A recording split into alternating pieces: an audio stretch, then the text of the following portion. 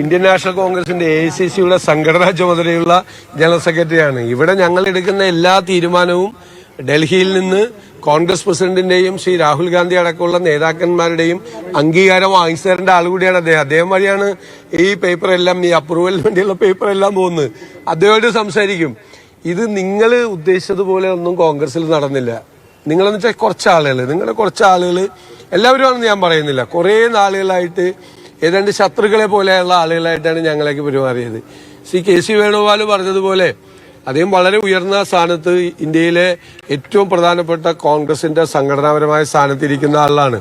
ഞങ്ങളെല്ലാം വിദ്യാർത്ഥി രാഷ്ട്രീയ കാലത്ത് ഒരേ കോളേജിൽ പഠിച്ച് ഒരേ സൗഹൃദം പങ്കിട്ട് ഞങ്ങളെ AK ആന്റണി മന്ത്രിസഭ ഉള്ള കാലത്ത് ഞങ്ങളെ കാണുമ്പോൾ തന്നെ AK ആന്റണി പറയും, വലിയ കൂട്ടുകാർ വരുന്നെന്ന് പറയും.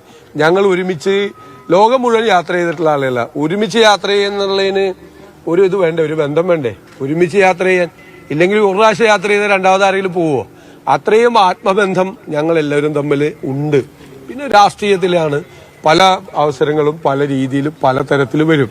അദ്ദേഹം ഒരുപാട് സ്ഥാനങ്ങളിൽ ഇരുന്നിട്ടുള്ള ഒരാളാണ്. കേന്ദ്രമന്ത്രിയും സംസ്ഥാന മന്ത്രിസഭയിലും ഇരുന്നിട്ടുള്ള ആളാണ് അദ്ദേഹം. കേന്ദ്രമന്ത്രിയായും സംസ്ഥാന മന്ത്രിയായും ഇരുന്ന് കോൺഗ്രസിന്റെ അകത്ത് ഇന്ന് ഒരാൾക്ക് ആകാൻ പറ്റാവുന്ന ഏറ്റവും പ്രധാനപ്പെട്ട സ്ഥാനത്ത് ഇരിക്കുന്ന ഒരാളാണ്. എല്ലാ കാര്യങ്ങളും ഞങ്ങൾ കൂടിയാലോചിച്ചിട്ടാണ് ചെയ്യുള്ളൂ.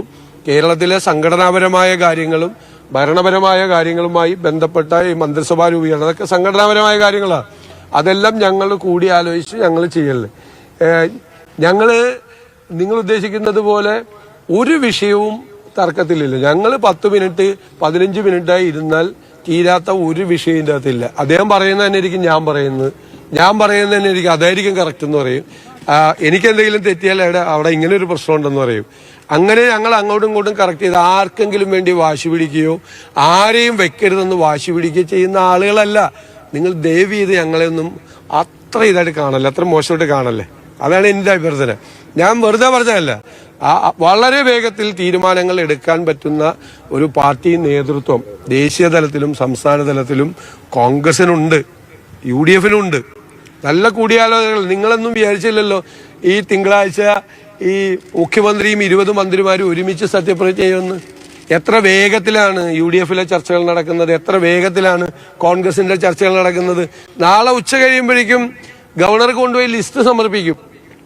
CPMന് പോലും പറ്റിയിട്ടില്ല, കേരളത്തിൽ പറ്റിയിട്ടില്ല, ഇല്ല. അതാണ്. അപ്പൊ ഇനി അതിൽ നിന്നൊക്കെ ഫോക്കസ് മാറ്റി നിങ്ങൾ കേരളത്തെക്കുറിച്ചൊരു ഫോക്കസ് ആക്കി, കേരളത്തെക്കുറിച്ചുള്ള ചർച്ചകൾ, വിവിധ സബ്ജക്റ്റുകളെ കുറിച്ചുള്ള ഫോക്കസ് ആക്കി. ഇതിലൊന്നും ഇനി ഒരു റെലവൻസും ഇല്ല. ഞാൻ പറഞ്ഞത് അഭിമാനമാണ് എനിക്കുള്ളത്.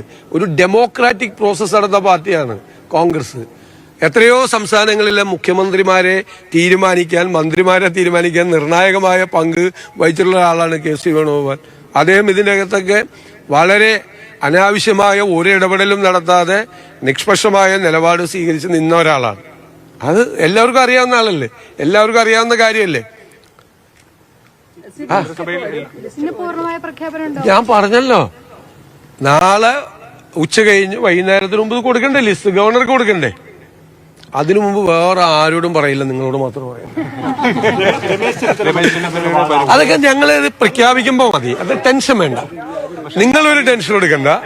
അതൊക്കെ ഒരു പ്രശ്നമില്ല, അത് മനസ്സിലായിക്കോ, ഒരു പ്രശ്നമില്ല. അതായത് അങ്ങനെ പല കാര്യങ്ങളും അല്ലാതൊരു വാശിയുടെയോ പ്രതികാരത്തിന്റെയോ അങ്ങനത്തെ ഒഴിവാക്കലിന്റെയോ ഒന്നും ഒരു വിഷയമില്ല ഇതിൻ്റെ അകത്ത്.